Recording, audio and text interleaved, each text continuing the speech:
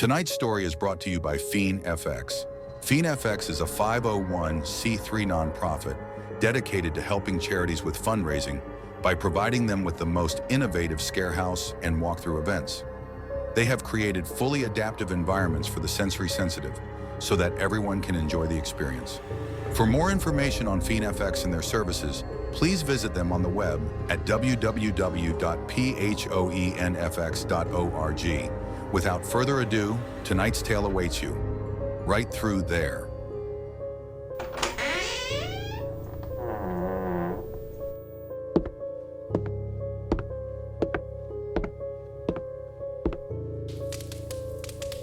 Welcome, my friends. Come, sit around the fire and let me spin another tale for your amusement. These tales I tell you, these nightmares found only around the fireside, speak of many things, things which cannot be explained. Stories of the unknown, the unseen and poorly understood, some disturbing, yes, some terrifying, certainly. Stories of the darkness which reside in all of humanity, expressed in ways in which nature herself cannot account for, things beyond her ability and even beyond her comprehension, stories buried in time and hidden by shadow. A devoted wife, a not-so-devoted husband, and the mistress. Let us meet the woman who put the rach in Rachel, shall we? Join me in inviting her around the fire so that she may regale us with the story of the last meal her and her husband Dave shared. Good evening, Rachel. Thank you for joining us this evening. It's a pleasure to be here. It's not often I get to tell my side of this story. The press, can be very unkind. Indeed. We'll not concern ourselves with too many of the preceding details, but I trust then, prior to this little incident, your life together was happy. Yes, for 12 years we were happy, or so I thought. I was, at least. It was a marriage like any other. But no children? No. And no pets? No. Dave was allergic. It was just him and I, though. I was apparently wrong. Let us hear your story, but if I may, please allow me, Rachel, to set the mood. The rain drummed against the windows like a relentless interrogator, mirroring the turmoil stirring within her. Rachel stood in the dimly lit kitchen, her hands gripping the edge of the counter as if it were a lifeline. The scent of rosemary and garlic wafted from the oven, mingling with the blood on the kitchen tile, and an undercurrent of something darker, a bitterness that climbed into her throat like bile.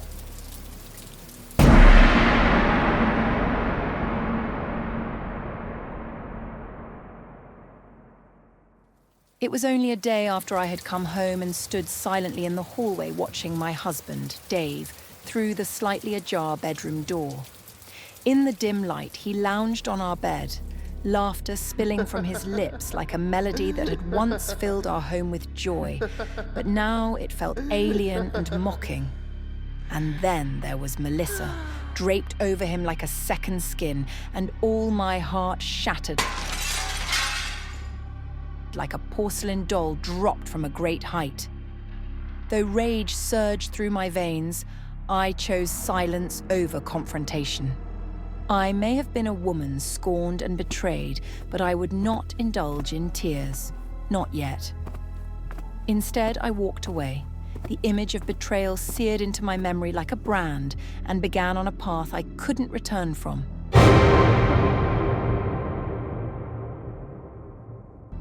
The morning dawned dreary and grey, shadows lingering long after sunrise. Dave always woke before me, and as he prepared to leave for work, I switched his phone for mine. He only noticed after getting to the office, and by that time, it was too late to turn around. I texted Melissa from Dave's phone and invited her over for lunch. Her response was far too cheerful. I poured a glass of wine for her, along with a number of crushed sleeping pills from an old prescription bottle, and left her note telling her to bring it into the bedroom with her when she arrived. At noon she arrived, and I heard the front door open and close behind her. I hid myself in the master bathroom and listened for the clickety-clack of her heels on the kitchen tile. I heard the soft footsteps up the carpeted stairs. I saw her enter with the glass of wine half gone in one hand and her shoes in the other. She stumbled and sat heavily on our bed. I stepped out of the master bathroom with Dave's phone in my hand, recording the moment as I took the glass of wine from her. The shocked look on her face disappeared as the pills took full effect. As she laid herself onto the familiar bed, I took wineglass downstairs to the kitchen and began dinner preparations. But now dinner was almost ready. I had just enough time to clean the kitchen and the blood off my hands and apron before Dave came home. I poured another glass of wine to steady my nerves. The worst, I assured myself, had already been done. A change of clothes, a tidying of the bedroom, the hiding of Melissa's clothes, shoes and purse, and a quick glance in the mirror to fix my makeup. I was ready for dinner.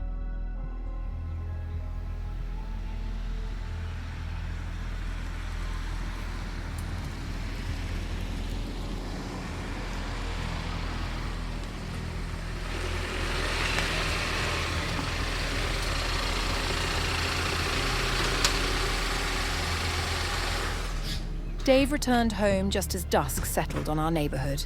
I emerged from the kitchen, with Dave's dinner in one hand and a smile painted on my face that didn't quite reach my eyes. "Dinner's ready." Dave took his seat and sipped at the wine I had already poured for him. I placed his plate in front of him and went back for mine. A simple salad was all I was having tonight. Dave was already 3 bites into his dinner when I seated myself at the table. "This is wonderful, but the meat tastes different than it normally does. Was it cooked differently?" he asked. "You've had her several times before," I replied, as I slid over his phone open to the video I had taken only hours before and one of the shoes she was holding while on the bed.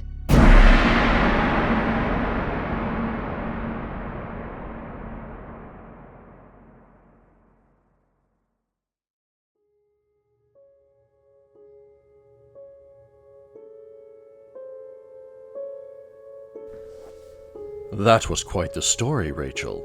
I can understand why it would garnish as much attention as it did. It was a harrowing time in my life. It's only been recently that I have been able to speak openly on it. I feel quite blessed, actually, that I can sit down here by this lovely fire and tell it to you. We are grateful that you could join us this evening. Thank you very much for sitting down with us. You're very welcome. Homewrecker, the other white meat. I sincerely hope it caused Dave some gastric distress. I suppose the moral of this parable is never cheat the hand that feeds you. Until next time, my friends, good night. Tonight's episode of Fireside Nightmares was sponsored in part by PhoenFX. PhoenFX Cause and Effects. For more information, please visit www.phoenfx.org. A Dinner for Two is an original work of fiction written specifically for Fireside Nightmares. All rights reserved. Please stay tuned for the second half of our show as Josh and Story discuss tonight's episode and all of the interesting facts surrounding it.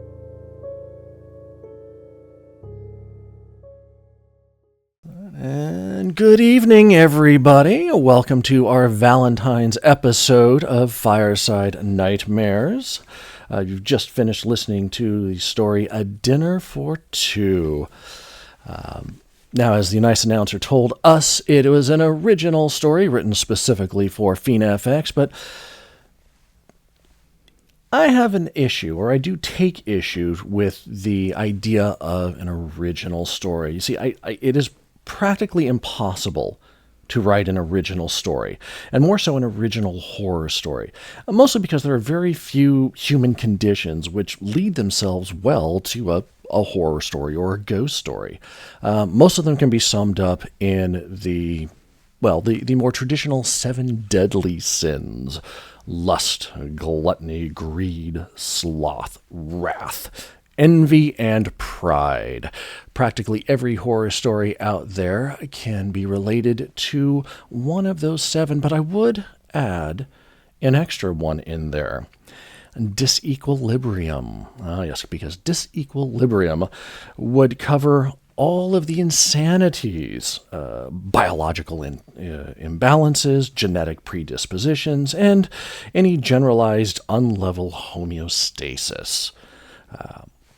So psychopaths who may not be motivated by, greed or lust or gluttony or anything, but maybe just out of their own joy, or something to do, now have a category all to themselves, at least as far as I'm concerned. But this is why I refer to things as an original retelling versus an original story. Now, for legal purposes, we do call it an original story, and that's usually because we want to ensure that people don't get it in their heads that somebody who wrote a story 10 years ago, right along the same lines, can come back and try to sue us for copyright infringement. That's not quite how the copyright laws work, but I'm also a pretty honest guy, which is what usually gets me into trouble. Yeah. Yeah. Different names, different settings, different circumstances, but really all the same motivating factors can be retraced to, again, one of those 8. Now, for the story in particular, A Dinner for Two, the term Rach is, for those of you who don't speak fluent German, and I do not speak German fluently. In fact, if it wasn't for Google Translate, I wouldn't know, or wouldn't have the slightest clue, actually, on how to pronounce it. But Rache. It's real flimmy. Yeah, just a little. R-A-C-H-E, Rache, in German means revenge. Which, when we chose the name Rachel, R-A-C-H-E-L, for the lead character, I thought that it was... just made sense. Exactly, very appropriate. But the idea for Rache was not an original one in itself. For those of you who may not know, I am a huge fan of Sir Arthur Conan Doyle's work. Specifically... not the Chitty Chitty Bang Bang, but the adventures of Sherlock Holmes and the memoirs of our dear friend Dr. Watson. And Rache came in their very first adventure, A Study in Scarlet. That was literally the first Sherlock Holmes novel he published back in 1887. Mm-hmm. It is a story of transcontinental revenge spanning almost 20 years. Mr. Jefferson Hope and the love of his life, Lucy Ferrier. Now, I'm not going to talk about too many of the details because it really is a story that you have to read. It is a fantastic, just an amazing story. Again, one of my favorites. But in short, in their very first case together, our friends Holmes and Watson, there is a body found with the word Rache written above it on the wall in blood, presumably the victim's blood. And it all surrounded the love affair between Jefferson and Lucy in the backdrop of the early days of the Latter-day Saints pilgrimage into the Old West. It's a classic love story of two lovers torn apart by the community they belong to. One dies untimely, and the other swears revenge on those he believes is responsible. 20 years after the death of Miss Lucy, Jefferson catches up to the last person on his list and kills him and writes the word Rache above his head. And I say transcontinental because, as we all know, the Latter-day Saints in the Old West founded their area there, somewhere in the area of Utah. The last murder in this story, of course, happens in London. Now, is it a true story? No, it's not a true story, but it is a fantastic story nonetheless. It is one of those must-reads if you're a fan of revenge, if you're a fan of mystery, of crime, and just really amazing storytelling. But the motivating factor of revenge is a big one throughout literary history and just history in general. More so, real stories of love lost or worse, unrequited love, and the resulting revenge can be found in practically every time frame and in every culture around the world. Now, speaking of story right on over there is our little Sherlock Holmes when it comes to research. So what you got for us tonight? Help us celebrate this beautiful Valentine's Day evening with more stories, hopefully, of revenge and love. Oh, but I have a few. Ooh. And let's see. We're going to start off with the murder of Gaston Clément. Oh, okay. This was back in 1911 in France. Basically, he was the prime minister, and everybody kind of didn't like him because of his Nazi beliefs. Yeah, well. So he wasn't really a fanfare of the people, and so he made quite a few many enemies in 1912 because of this, and he was an editor of Gaston was a editor of a newspaper Le Figaro, Mm-hmm. and one of his biggest critics had convinced him that Joseph was a threat to France because of his Nazi beliefs. So he planned to destroy his reputation. In 1914, he shocked Paris by publishing a love letter between Joseph and his first mistress, Berthe Gaidan. I'm hoping I say that right because that's second French. What, you don't speak French? No. About as well as I speak German, apparently. Right. So, with his private life on display, his wife began getting nervous because when they got together, she was the other woman before they married. Dun, dun, dun, dun. Right. So the gossip and everything flew. Clement had planned on publishing those letters as well. So, partly to protect her husband and to safeguard her secrets, she decided to pay the newspaper editor a visit.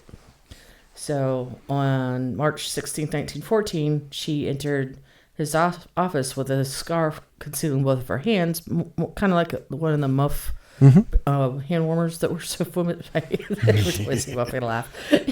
Anyway, as she walked aside, she challenged the journalist with, "You know why I have come." Clement cluelessly responded with, "Not at all, madam."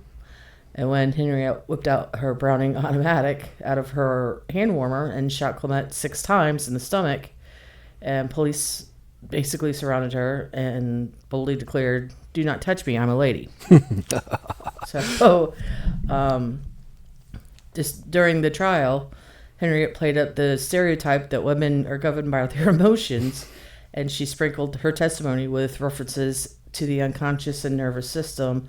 Swayed by her argument, the all-man jury took less than an hour to reach their verdict of not guilty. Vindicated, she went on to study art and write a book before her death in 1943. So she literally got away with it. That is a terrible way to die, by the way, being shot in the stomach. Oh yeah, 6 times. that's like the longest death. It really is. I mean, you get a puncture wound in your stomach, and that could take up to like 15 minutes for you to bleed out, and it is not a comfortable way No, to it's go. not. At least from what I've heard. I've never experienced it myself. I've heard. Old westerns and all that. They always shot him in the stomach because it was the most torturous. Oh yeah, no, it's just no, not a great way to go. So, there's that. Next story is the King of Bootleggers. Now, this one's a true near dear because I'm from West Virginia. So, George Remus was a jack of all trades. He first began life as a pharmacist. Then he turned into a lawyer. So he decided to change his career again when Congress enacted the Prohibition. So he moved to Cincinnati using his pharmacist license to order whiskey for medicinal purposes. And from there, he started a multi-million-dollar bootlegging enterprise. He was basically a big spender and built himself a big mansion complete with swimming pool, horse stables, and baseball field. Can't forget that. No, you can't forget that. He threw big parties when he handed out diamond-studded watches and automobiles for gifts. In fact, some suspect his King of the Bootleggers inspired F. Scott Fitzgerald, the Great Gatsby. Mm-hmm. And then, just like Gatsby, he had his eye on a special lady, woman named Imogene Holmes. Infatuated, he divorced his first wife, and then he married Imogene. And they were running one of the biggest alcohol empires in the U.S. at the time. Well, strictly for medicinal purposes. Oh, definitely. Though, Yeah, because everybody was sick and needed it's just to pick me up. Yeah, that's what happens with the DTs. When Remus was finally arrested in 1924, he gave Imogene power of attorney over his legal enterprise. Bad mistake. Yeah. His second was telling his inmate Frank Dodge that Imogene was in charge of his money. Dodge was actually, in fact, an undercover FBI agent. And when he got out of jail, he hooked up with Mrs. Remus, and the two sold everything that the bootlegger owned and got out with all of his dough. So they ran away with all of his money. So really, the fact that he was an undercover FBI agent was irrelevant to that story. Correct. Because he didn't do anything legally. No. He just got out of jail. Correct. Hooked up with the old lady. And got rich. Robbed the dude blind while he couldn't do anything Correct. about it. So, that's gutsy. Remus obviously wasn't too happy when he got out of jail and Clearly. got even angrier when Imogene had filed for divorce, tried to have him deported, and attempted to have him whacked. Things finally exploded in October of 1927, the day that the divorce papers were to be finalized. Imogene left the courthouse. A gangster ordered his driver to force Imogene's taxi off the road. Her car went careening into Eden Park. As she climbed out of the wreckage, Remus stuck a gun in her gut and fired. Yet again, another stomach injury. Right in the stomach. I mean, During the ensuing trial, Remus acted as his own attorney, claiming that he'd been temporarily insane. Surprisingly, the jury bought it, found him not guilty. However, he was shipped off to a mental institution for 6 months. When he got out, he spent the rest of his life trying to regain his fortune. Died a poor man in 1952, still believing that he'd done right by killing his wife. you see, I'm not going to go so far as to support the man in his adventure. But under the circumstances, you got to say, there's a line, and she totally crossed it. Well, and there's a very good argument that could be made for the temporary insanity plea on that one. Exactly. I mean, that was low. Yes. For even for an FBI agent, forgive me, that was low. Mm-hmm. Let's see. Yeah, this one's a good one too. The internet chat room murder. Ooh, something a little more modern. Thomas Montgomery was a 47-year-old man, married in New Hampshire with 2 children. But he told none of that to Tall Hot Blonde, the 18-year-old he met in a Pogo chat room. Remember Pogo? No. Oh, really? Never rode that stick. Okay. It was basically with AOL, and that's what it was called, was the Pogo chat room. Okay. Yeah, no, I spent most of my time in Yahoo chat rooms. Okay. Yeah, Okay. So, probably the same thing. he instead said that he was a teenage Iraq war vet named Tommy, and the two hit it off. Tall Hot Blonde, also known as Jessie, started sending gifts of erotic photos to herself to him. Ooh. Thriving on the attention and the cyber sex, Montgomery bragged about his exploits to his friends, but everything fell apart when his wife found out. Oh, really? Who would have thunk? Who would have thunk? She sent Jessie a letter explaining that Montgomery was, in fact, a middle-aged man and old enough to be her dad. Horrified, Jessie broke it off and shifting her attentions there to Montgomery's co-worker, 22-year-old Brian Barrett. Gutsy. The switch didn't sit well with Thomas, obviously. The older man became violent, sending Jessie disturbing messages like, Brian will pay in blood. And when Montgomery learned that Barrett planned on visiting Jessie at her West Virginia home, a meeting Jessie canceled at the last minute, he decided Brian needed to die. On September of 2006, as Barrett sat in his car, Montgomery shot him sniper style with a .30 caliber rifle. When the police learned about the love triangle, they decided to warn Jessie because she might be next. So, did he get shot in the stomach? Doesn't say. Oh, I was just wondering if there was a theme here. I was waiting for the theme. Yeah, right. However, when the authorities arrived at Tall Hot Blonde's home, they found Miss Mary Sheeler, a middle-aged woman. Sheeler had a daughter named Jessie, but that Jessie had never heard of Mr. Montgomery or Mr. Barrett. It turned out that the mom was leading a double life, romancing both men while posing as her teenage daughter. Now, but the question is, were either of them tall, hot, and or blonde? It does not say. You know, the whole false advertising thing. Catfishing. Yep. Police had no grounds for arresting Sheeler, but they caught Montgomery, who was eventually sentenced to 20 years after a guilty plea. But Sheeler didn't escape unscathed. Both her husband and daughter abandoned her, leaving her lonely catfish in a very bloody pond. So she too was married. Yes. But how sick can you be to act like your 18-year-old daughter? Yeah. That's a whole different kind of twisted. To have a love affair because you can have a love affair on the internet and not meet. Oh yeah, well, yeah. It's purely emotional at that point. It's just the whole scenario is crazy when you think about going back that far and how much we didn't know. Yeah. About the games being played online compared to now. Oh, correct. Okay. Next one is the Mercedes-Benz murders. Ooh, high class, bougie. Take glasses off because I can't see up close.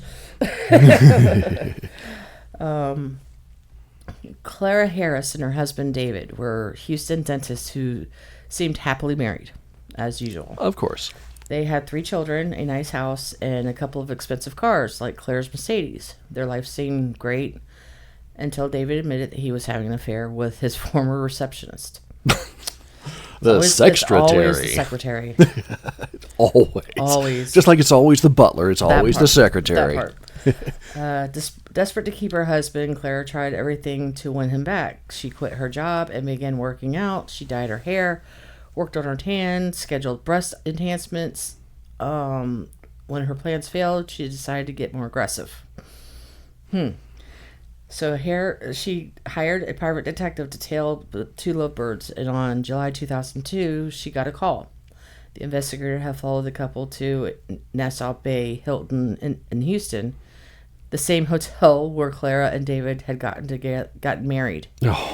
Oh. So, tacky as that was. Clara obviously was, irate. Clearly. Grabbed her keys and her 16-year-old stepdaughter and sped off in her Mercedes. When she reached the Hilton, Claire stormed inside the lobby and attacked her rival, tearing at her until they were escorted outside by the security of the hotel. Furious, Claire rushed back to the car, and as her husband and his mistress walked away, she hit the gas. Car slammed into David, sending him soaring before, and before even touching the ground, Claire hit him again. So while he was in midair, she got him again. I'm sorry, I shouldn't be laughing because this had been a terrible thing for that 16-year-old to witness. But think if you were there, oh my God. Oh, Lord. This time she waited for David to land before running him over yet again 3 times. 3 times a charm. Twist of fate, the detective Claire had hired to catch her and her husband recorded the murder, coupled with the stepdaughter's testimony. The PI's video sealed Claire's fate. Mercedes-Benz murderess was sentenced to 20 years behind bars, maximum penalty for someone acting with sudden passion. Claire was denied parole in 2013, but she'll get another hack at it in 2014. I'm not sure if she ever got paroled because it doesn't say that she did. Dude, so she's still in there. She literally paid some guy to record the murder that she committed and put her away for 20 years. Correct. But I don't think he got full payment. I was about to say, do you think he got paid? I think this probably. Now again, she canceled the check on that one. I'm sure. Yeah, I would certainly hope. Now, I'm gonna say, again, I'm not gonna go so far as to side with the obviously bad person there. But you think about it. She quit her job to make him happy. She got the tan, the boost in place. She make the marriage work, and she tried everything. Apparently, the receptionist just had something a little bit more. Yeah, it'd be. It's times like these I wish we could see pictures, because I don't. You probably don't remember this, but back in California, back in the 2000s, earlier 2000s, Arnold Schwarzenegger was married to Maria Shriver, and he was governor. Shortly after that, after he stepped down, it came out that he was having an affair with the maid. Now, no offense if the maid's family is listening, but she was butt ugly. Maria was beautiful. Maria was absolutely beautiful. Well, the maid was not so much. The picture. Oh, they're a cute couple. That's by the way, not Schwarzenegger and the maid. Celeste. But yeah, she was quite beautiful. Yeah, she's a very pretty woman. He kind of looks kind of. Yeah, I was about to. He's got that kind of sleazebag kind of, almost vibe to him from that picture. Yeah, it's a good thing she's the one holding the knife. Oh, or the keys. Yeah, well, in this, Let's see. Oh, this one's interesting. Yeah. There's a few of them. I'm trying to keep it short. Yeah. Well. Let's see. Stephen Beard was a 69-year-old millionaire from Austin, Texas. Ooh. There's oil in them hills. Yeah. He was also a lonely widower who had the misfortune of meeting Celeste Johnson, another Celeste. Yeah. Well. The waitress at Beard's Country Club, a 32-year-old, was attractive but had a troublesome history filled with desperation and suicide attempts, even criminal acts. Despite her instability and prominent age gap, the couple got married in 1995, and things quickly spiraled out of control. Really? Not only was their marriage sexually cold, but Celeste regularly drugged Beard's food so she could sneak off with her ex-husbands. Oh, my Lord. Husbands? Was there an S at the end of that? Husbands, yes. She frequently insulted his weight and reportedly said, "Why don't you die already?" Ouch. She also went wild with Beard's cash, leading to the old man canceling her credit cards. The ensuing spat ended with Celeste threatening suicide and Beard putting her in a hospital. That's where she met Tracy Tarleton. That is the absolute best place to date. Meet your next lover. You're right. Tarleton, 35, was struggling with drugs and alcohol. Really? She was also, and it was a girl, it wasn't a guy. Ooh. She was also smitten with Celeste. Just a few days after they met, Tarleton started sending Celeste long love letters that the two started a relationship. The affair continued long after the hospital stay, and Celeste's daughters caught them having sex in Beard's home on several occasions. But while Tracy was really in love with Celeste was really just playing a deadly game with Tracy. The one that would involve Tracy, Celeste, and Beard, and a shotgun. Here we go with another shotgun. On October 99, Celeste left the doors unlocked and retreated to her bedroom. Not long after, Tracy crept inside, armed with a 20-gauge shotgun. When she found Beard asleep in bed, Tracy took aim and blasted a hole in the stomach. Again. The old man managed to call 911, telling the operator, "My guts are in my hands." Investigators linked a shotgun shell to Tracy's weapon and charged her with murder when Beard eventually died. However, prosecutors were quite suspicious of Celeste, especially after she spent $550,000 in 2 months after Beard's death. Dude. But Tracy refused to indict her lover until she learned Celeste had quickly remarried. Scorned, Tracy told prosecutors how Celeste had planned the whole thing, and with the addition testimony of her own kids, Celeste was thrown in the slam. She won't even be eligible for parole until 2043. As for Tracy, she was released in August of 2011 and will hopefully avoid shooting any more millionaires. Well, chances are she's probably gotten over those addictive tendencies, which led to her quote-unquote love of Celeste. Yeah.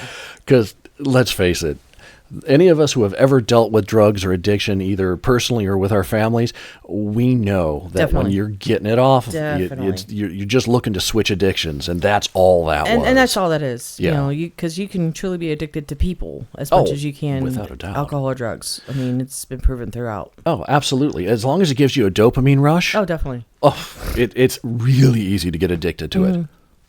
The next story, I'm sure you've heard of it. The murder of Greg Smart, Pamela Smart, the teacher that had this the student kill her husband. Oh, yeah. They actually made a movie about it. Matter of fact, I think Nicole Kidman played the teacher. Actually, I don't think I ever saw the movie, but I am vaguely familiar with the story. The movie was pretty, it was kind of cheesy, but everything in the 80s was cheesy back then. Yeah, well, yeah. Pamela Smart wasn't happy when Greg chopped off his wild hair and gave up his bad boy image and became an insurance salesman. So he was growing up and getting a job. So, and of course he had to look the part. So shame on him. Right. Wanting to be an adult. She was even less thrilled weeks before their first wedding anniversary. So they had just got married. He admitted that he had cheated on her. So Pamela did what any reasonable 22-year-old teacher would do. She manipulated her 15-year-old lover into murdering her husband. The teenager was Billy Flynn, a student at Winneconnet High School. I'm going to murder this name. There's no way. That's okay. There's a whole lot of murdering going on in that story, apparently. in Hampton, New Hampshire. Smart was the school's media services director. And Flynn spent his free time helping her create educational videos. Flynn learned quite a bit from his teacher, and after an evening of watching an erotic drama 9.5 weeks, oh my. Oh dear, yeah. The two had sex in Pamela's condo. From there on, Smart had Flynn wrapped around her finger, and several rendezvous later, she laid down the ultimatum, get rid of Greg or the relationship was over. So, yeah. She had convinced him that Greg was abusing her and agreed to do the dirty deed, asking his two buddies to help out. With Smart's coaching, the two decided to make the execution look like a burglary gone wrong. On May 1st, 1990, she left the back door of her condo unlocked, and Billy and his friends had sneaked inside the third accomplice... Oh, there was three. Okay, so... She left the door unlocked. Billy and his friend, Randall, sneaked inside while the third accomplice waited in the getaway car. There's always a getaway car. Always a getaway. Keep it running. When Greg came home from work, the teens wrestled him to the ground and put a bullet in his skull. So, not a gut. Hey, look at that. They're original. It was a mercy killing. Definitely. Because it went fast. Right. Yeah. However, Smart's scheme crumbled pretty quickly. Detectives felt Smart was too apathetic about her husband's death and noticed that she casually tromped back and forth over the bloodstains in her living room. That's... Ooh. Didn't quite live up to her name, did she? Their suspicions were confirmed when they wired Smart's best friend, Cecilia Price, age 15. Her best... Why are all of her friends teenagers? Well, we're talking about a woman who was 22 years old, who was teaching, who was just getting married, and happened to have a 15-year-old boyfriend. I know, but...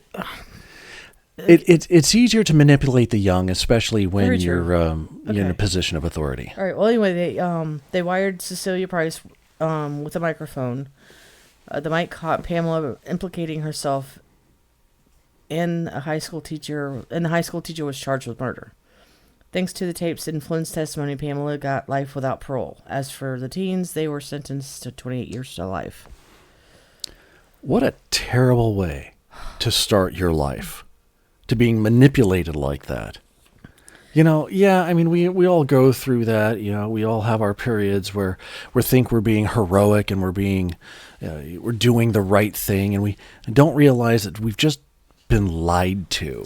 Yeah, I mean, that was some nasty. Yeah, that is just not. That is not. That is not cricket. No. No, not in the slightest. Okay, so this one is my all-time favorite one. Ooh, here we go. Evelyn Nesbit. She was literally the Marilyn Monroe in the first decade of the 20th century. Thanks to her unearthly beauty, she became a popular artist model, and was eventually known as the most photographed woman of her day. She was truly the reason why they loved her look so much was because she had the perfect celestial lips, the heart-shaped lips, like a cherub. Ooh. So that's why they loved her look so much. But her real break came when she was cast as a chorus girl in the Broadway Fedora.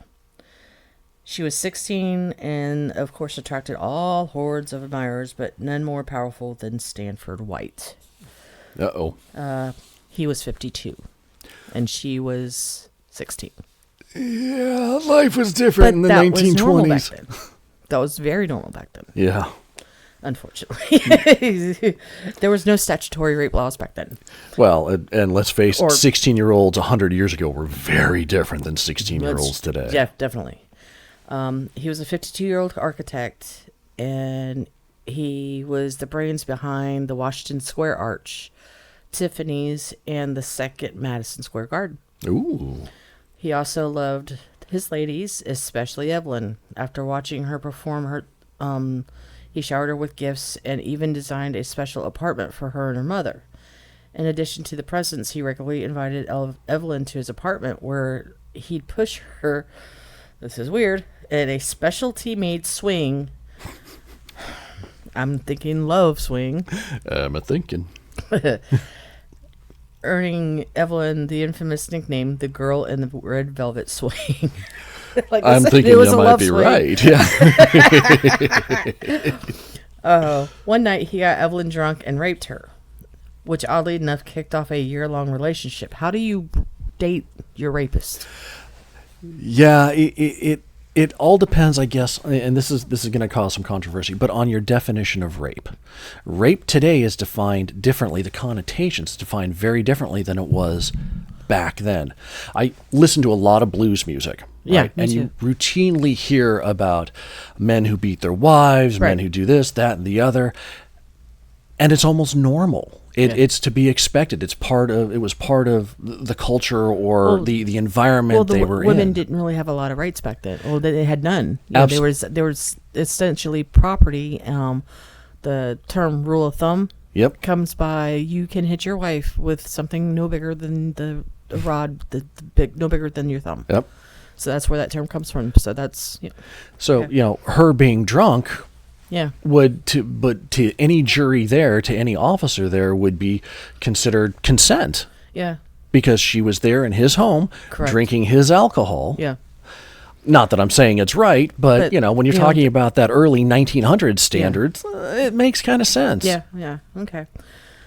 So I digress. Eventually, she broke up with the architect and started hunting for a suitable husband. Enter Mr. Harry Kendall Thaw. He was the heir to a $40 million railroad fortune. I would say that would be suitable. She obviously looked for money in men. She obviously did. Gold digger. With heart-shaped lips, you could get anywhere in the early 1900s. Obsessed with Evelyn, he pursued her for 2 years, sending her everything from pianos, and this is the one I'm waiting for.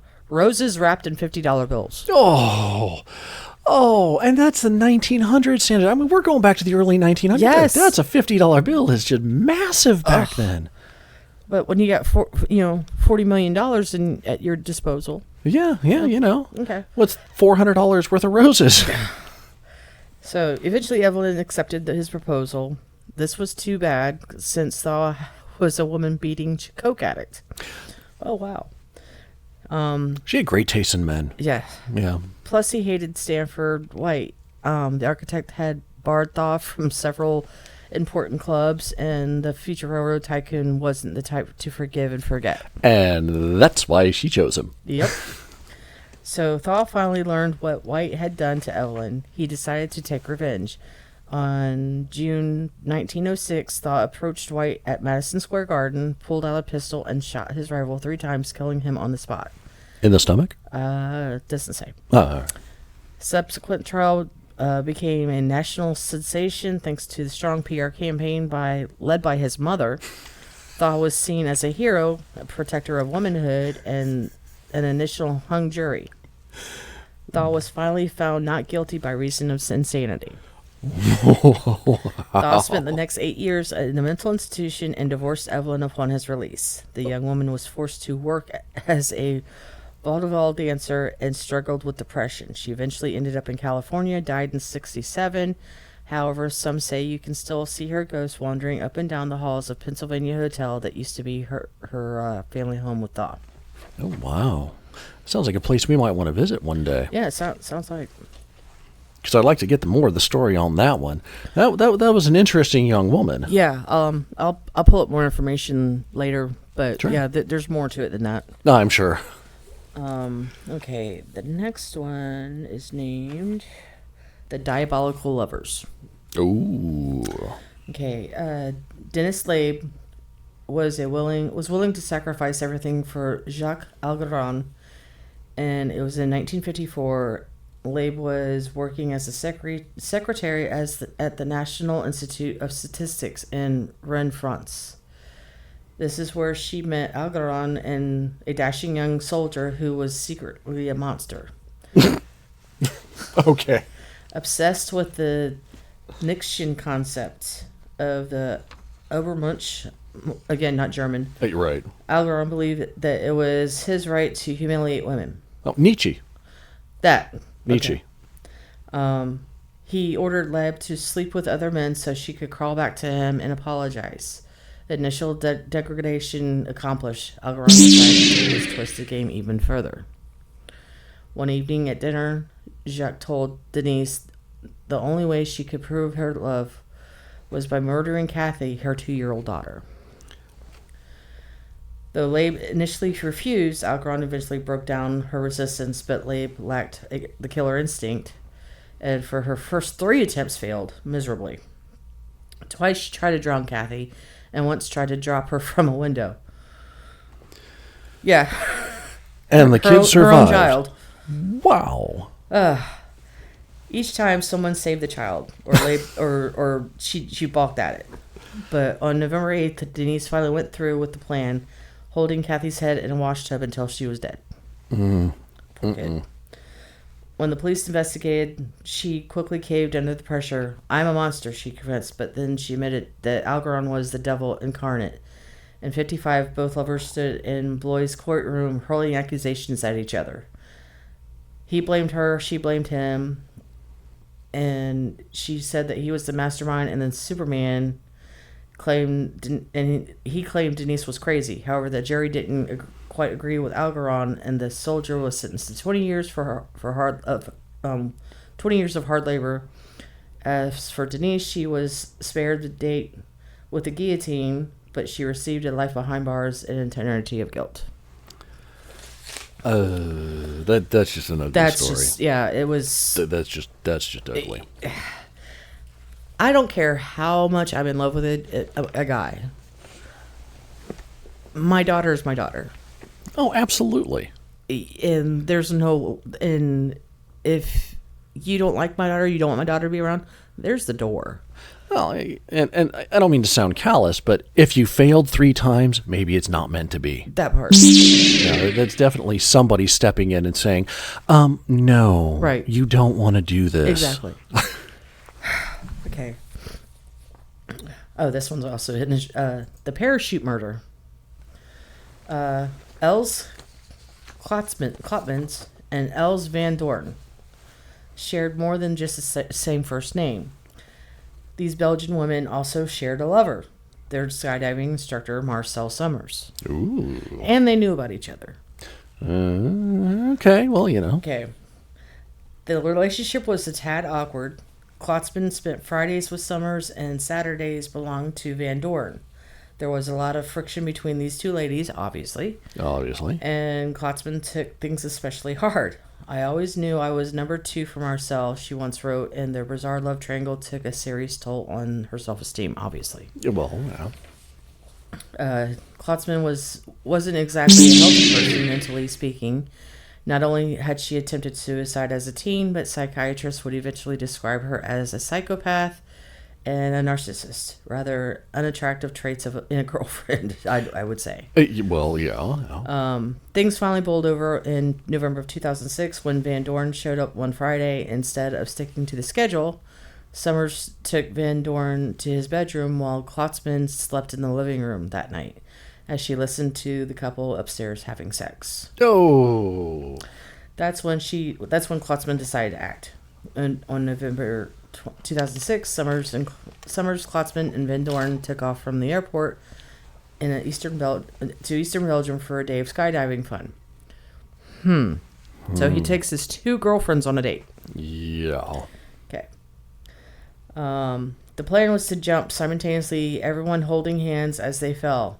Only Klotzman didn't jump in time. She hesitated, almost as if she wanted a view of the parachutist below. And when the 3 were about 1,000 meters, which is roughly about 3,300 feet from the ground, Yep. Van Doren tugged on her chute, and nothing happened. Oops. Panicking, she pulled the emergency chute and was horrified when that one failed too. Plummeting at about 200 kilometers, about 120 miles per hour, Van Doren smashed into someone's garden, ending up in a big heap of broken bones. Detectives suspected foul play when they found someone had cut the straps of Van Doren's parachute. When they decided to question Klotzman and the mentally disturbed skydiver tried to kill herself, convinced she was their culprit, the police charged her with Van Doren's murder despite their lack of evidence. There wasn't any fingerprints or witnesses, but Klotzman had the motive, the know-how, and the psychopathic mind. She also sent Van Doren anonymous love letters and barraged her with mysterious phone calls. Finally, in October of 2010, Klotzman was found guilty and received 30 years behind bars. Unsurprisingly, she maintains her innocence, but if she didn't cut the cords, who did? Well, maybe the instructor did. Yeah, it's an easy way to solve that issue now, wouldn't it? I've got 2 women. I'm just gonna, cull the herd. But, I mean, if you think about it, he was looking for his unicorn. Yeah. And you have to have 2 willing partners for that. Yeah. Maybe one demanded a ring to prove his love for her. Yeah. Said, I wanted more out of this relationship, and he went, okay, snip, snip. Right.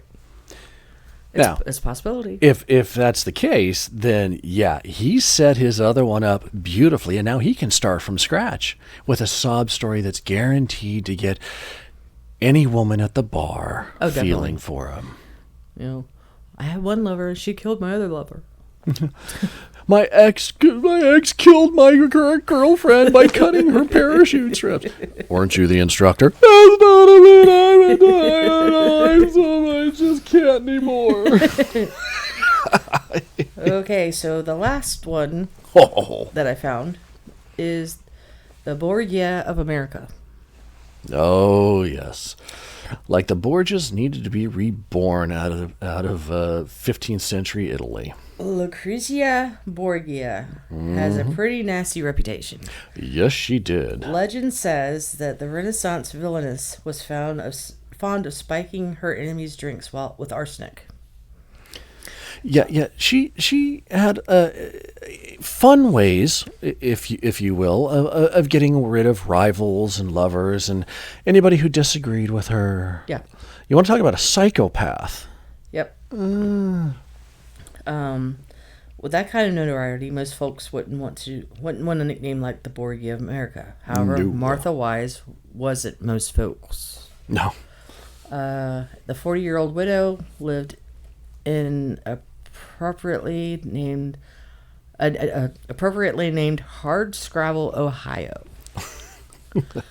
Okay. There wasn't much to do in Hardscrabble, so Martha spent a lot of time attending funerals. Without a doubt, she was an odd bird, but she was also lonely. Martha's first husband treated her like a slave, and after his death in 1923, she decided to get hitched again.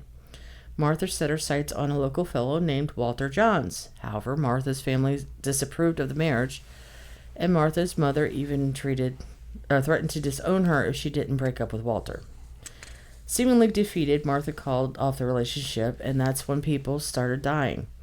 On Thanksgiving Day in 1924, Martha's mom drank a glass of water and quickly died of stomach inflammation. A few weeks later, on the New Year's Day, 1925, Martha's aunt, her uncle, and their 6 kids came down with the same illness.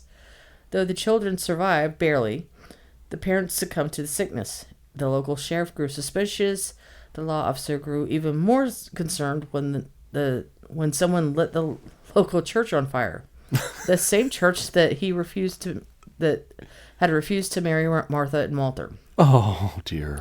When the sheriff discovered that Martha had bought large amounts of arsenic from the local drugstore, he ordered an autopsy on Wise's aunt and discovered her system was loaded with poison.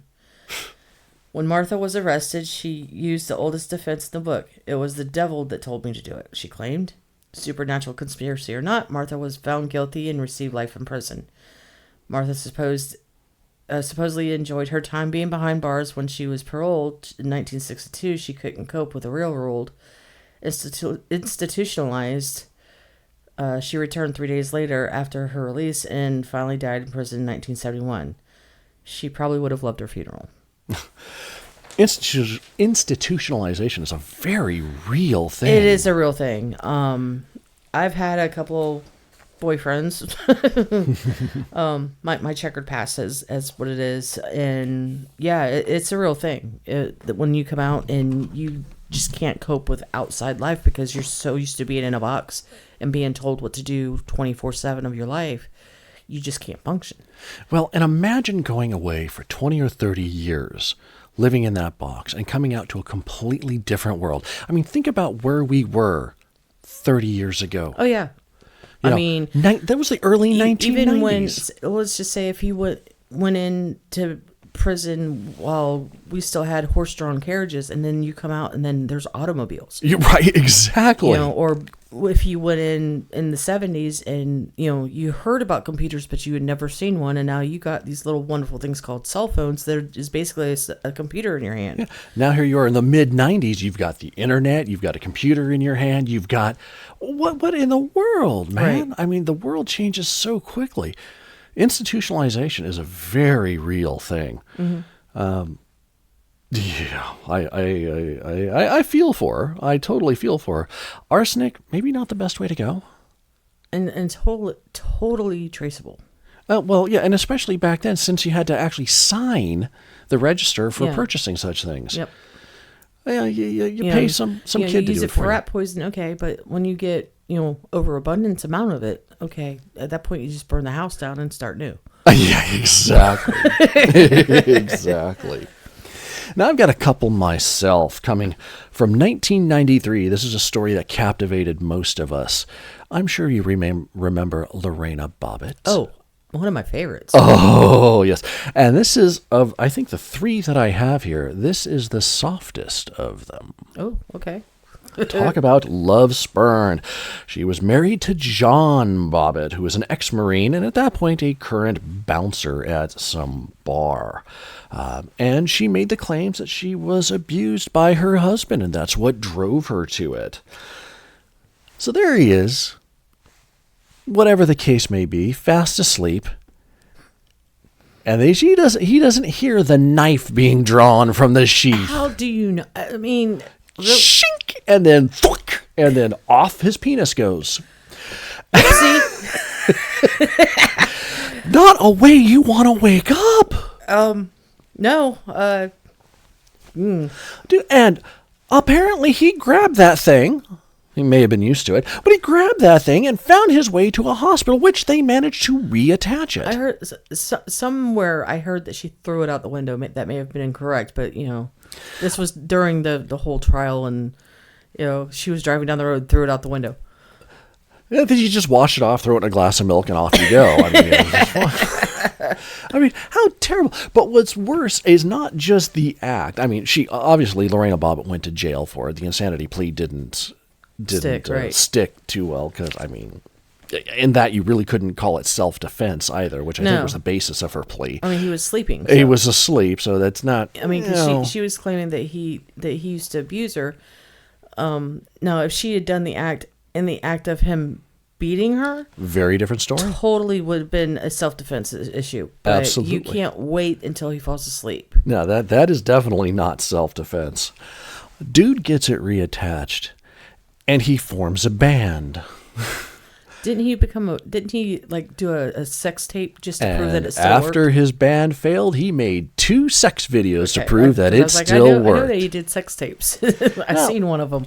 Just for the sheer intrigue of it all. Wanted to see the scar?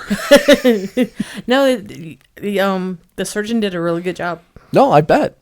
Now, I've never seen it, so I'm going to take your word for it. Okay.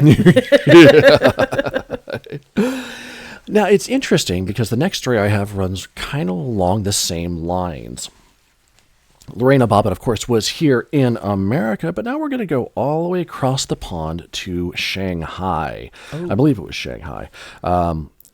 To the story of one Miss Fang Lung. Now, Fang was 30 years old, and her husband, Fan, was 32 years old. He made the classic mistake of flirting with his mistress using her phone. So she saw all of those really raunchy, very explicit text messages. Nice. And the dude was dying to get caught. That's all I can say. He probably was wanting to, He at that point, he just didn't care anymore. So what he didn't count on was that Fang was going to cut off his penis. And she did. Mm-hmm. And he went to the hospital, and the surgeons reattached it, and Fang snuck in again with the knife, cut it off again, and took it with her this time. The surgeons, apparently the hospital staff, could not find the severed penis, and they assume that some stray dog or cat ate it. Or so the story goes. I like this woman. Oh my God, I like her on so many levels. She is now my hero. She's in jail, of course, okay. And Chinese jails are not great jails to be in. I mean, this was in 2015. Oh, okay. So I mean, this is not a great place to be. But I'm sure she's probably a local hero in there. Definitely, at least among the women. Sheer tenacity. Definite. Snuck in there and cut it right off again. I really shouldn't laugh about that. It's funny though. It is very laughable. Yes, it is. Now, we're going to jump back in time a little bit to 2000, the year 2000 in Australia. Because we're going to go keep her on the other side of the oceans here. This is an interesting one because I only found this story after I wrote A Dinner for Two. That gives you a hint of how this is going to end up. Okay. But it's just a teaser. So Catherine Knight, apparently she had a long history of broken and bad relationships, very abusive, very violent relationships, which she, according to the police and the psychiatric evaluations, was the perpetrator of. So she was the abuser in these relationships, just cycling through men. Nice. A number of marriages, but it's her last one that was the most notable. Man, John Price. Now, every time that she got abusive with her husbands or her boyfriends, whatever it is, it was because apparently she believed somehow they had wronged her. Maybe they had disrespected her. Maybe they had cheated on her. Whatever. Right. They had done her dirty. Well, John was no different. everybody believed that John Price, well, I shouldn't say everybody, but according to the reports, people believed that John Price was a fantastic man, upright, just an upstanding, wonderful guy to hang out with. Until you got to know him. Yeah, well. Now, apparently the two, they lived together for a while. They weren't quite married yet. They had quite the tumultuous relationship. And now John, just to back up just a little bit, John was a mine worker, and he was a mine worker for shy of 20 years. I think like 16, 17, 18 years, something like that. So a good long career working in the mines, and there in Australia. And so, she got mad at him one day and decided to report him to his boss about all the things that he'd stolen while he was on the job. Oh. Now, apparently the pictures that she sent him were stuff that he had rummaged out of the garbage can, stuff that they were throwing away. Right. But the boss fired him anyways. She ended his 17, 18-year career. Wow. And all he did was throw her out of his house. Wow. And like an idiot, he took her back. Yep, took her back. Stockholm Syndrome? Now, wouldn't let her move in with him, but he took her back, started the relationship again. And the relationship was kind of tumultuous, but it was better, and so he let her move back in, and once again, she believed that he did her a dirty, and so she stabbed him in the chest. He got angry and threw her out. Those are grounds for breaking up. And more than that, he was so afraid for his life that he told his new workmates that if he didn't come in for work, it was because Catherine had killed him. Oh my God. And so one night, after he had told his workmates that, they tried to convince him to not go home. And so he stayed out till like 11 o'clock at night. Now, there were kids involved in this. Right. Right. She had kids. I think he had kids. I don't know if they had kids together or not. But his kids were in the house. He came home late, but she snuck in before him. And she arranged for his children, his two kids, to go out and spend the night at the neighbor's house to have a sleepover. And then, if I remember the story correctly, she hid in a closet and waited for him to come home. Now, she had done a little shopping, got herself a nice little black negligee, something cutesy, something seductive, something a little flirty. And he crawled into bed, and he fell asleep, and she crawled in right after him. Now, the sane person says, "Get the F out of my house. What did you do with my kids?" That part. No. They decided to have sex. Because, that's what they do. Yeah, after this woman gets you fired from, ruins your career, stabs you, and then sneaks into your house and, waits for you. That's what you do. You have sex with her because she's in a cutesy little lingerie. Okay, so clearly thinking with the wrong head. Yeah, without a doubt.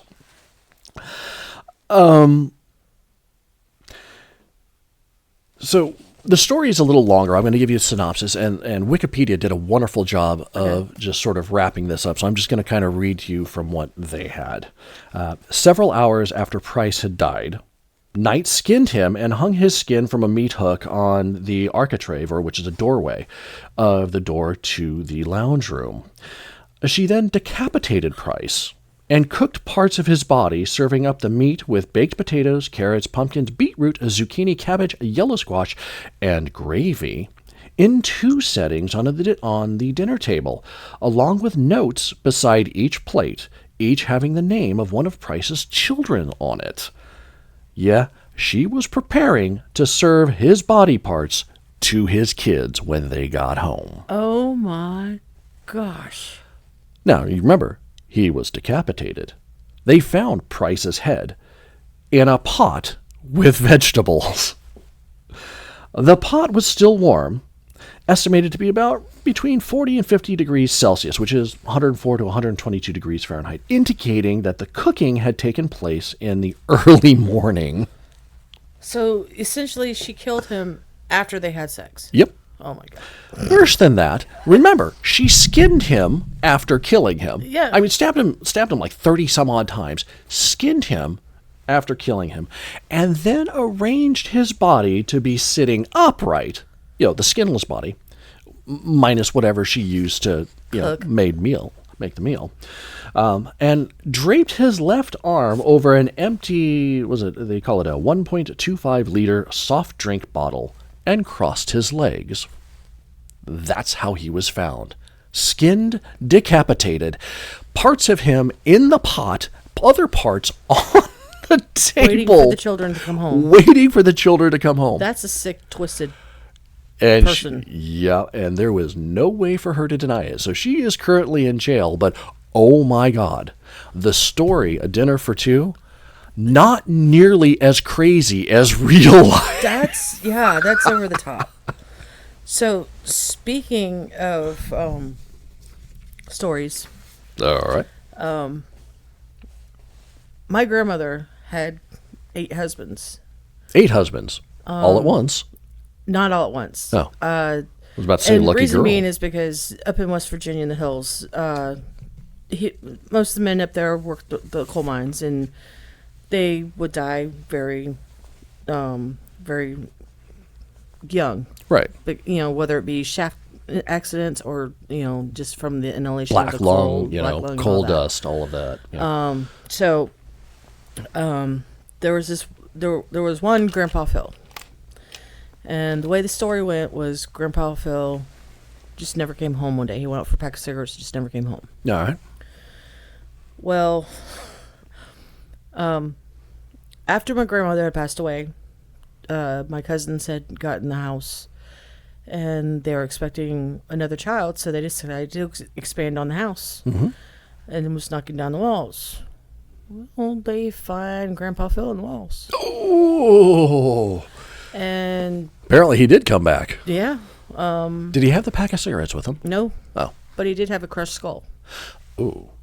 Not a great trade. I think he probably was. Well, there were stories that he was just not a nice person to my grandma. Right.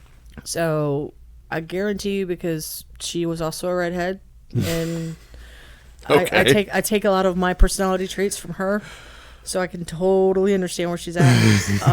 He was probably eating biscuits and gravy one morning, and she just had enough, and she clocked him with a cast iron skillet. Ooh. Oddly enough, putting him in the wall, she did not obtain that knowledge. She had no knowledge of construction. There was one son who is also dead currently, which was my uncle, and I'm sure that was the one she called, because everybody else was a mechanic or coal miners. Right. And there was a lot of lye and a lot of kitty litter. And apparently that's the way to kill the smell, because the kitty litter absorbs all of the stuff. So these are things that we know just in theory. We have no practical knowledge of such things, and we are not here at Fireside Nightmares trying to promote any way whatsoever of... By no means. Exactly. But so I was asking a couple of my other uncles that are still alive, and I asked them the story about that. Well, apparently Grandma had found that Uncle Phil was also cheating on her. No. So that just made that just hit it home all the way around. And I was like, oh well, so that's why I thought it was appropriate to mention the story here. So it's like, she literally got away with murder. Yeah, it definitely hit home, didn't it? Truly did.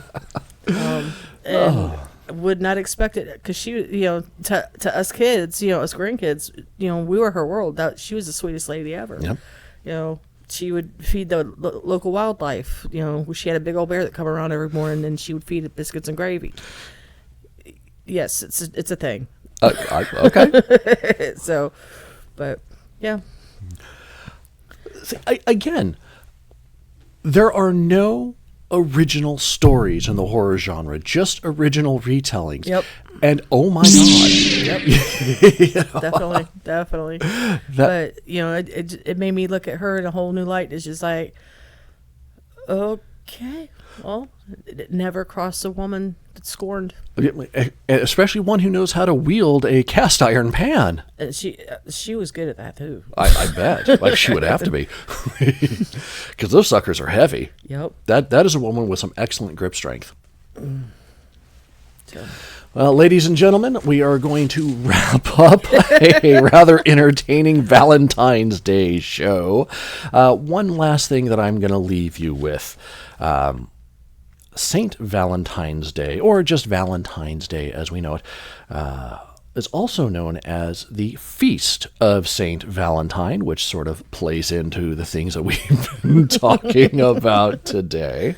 Was established by Pope, and forgive me if I butcher this name because I am not a Latin aficionado, Galasius the first in AD 496, and it was to be celebrated on February 14th. February 14th was the day that Saint Valentine was, executed and interned. Now, the interesting thing about our friend Saint Valentine and why he is not just the patron saint of beekeepers at all, but also very much associated with love and romance, is that he was quite the rebel. Yes, he was. He would do things in absolute defiance of the emperor in the 3rd century. You see, back then, the emperor, at the time, outlawed completely marriages for young men because he believed that unmarried men made better soldiers. true. Saint Valentine did not agree with that and performed these marriages in secret. So they were all legally binding, both in the eyes of God and in the eyes of the law, just not in the eyes of the emperor. That is what earned him his death sentence. That'll do it. Now, interestingly enough, I know that it takes some miracles for someone to become a sainthood or inducted into the sainthood, and I don't know what miracles Saint Valentine did, but that act of defiance alone was just a man after my own heart. Yeah. Miss Story, it was a pleasure having you on again. Thank you so much for all of your research and your stories. And with that, we're going to wrap things up. Any last words on this Valentine's Day? Happy Valentine's Day, and may it not be a bloody one. Indeed. Good night, everybody, and thank you very much for joining us again on this episode of Fireside Nightmares. Good night. The second part of tonight's presentation of Fireside Nightmares was sponsored by Everbright Solutions. When you need your lighting display done by professionals and done right, Everbright Solutions is there for you. Find them on Instagram at everbright_solutions_LLC and also by Retakes. Retakes is a leading manufacturer of service calling systems, guest pager systems, tour guide systems, window intercom systems, conference devices, FM transmitters, and radios. Find them online at www.retekess.com. Be sure and listen in next time for our story, White Shadows. It's a story of one man's grief and his all-too-loyal dog. It will be a doggone good time, sure to leave you howling.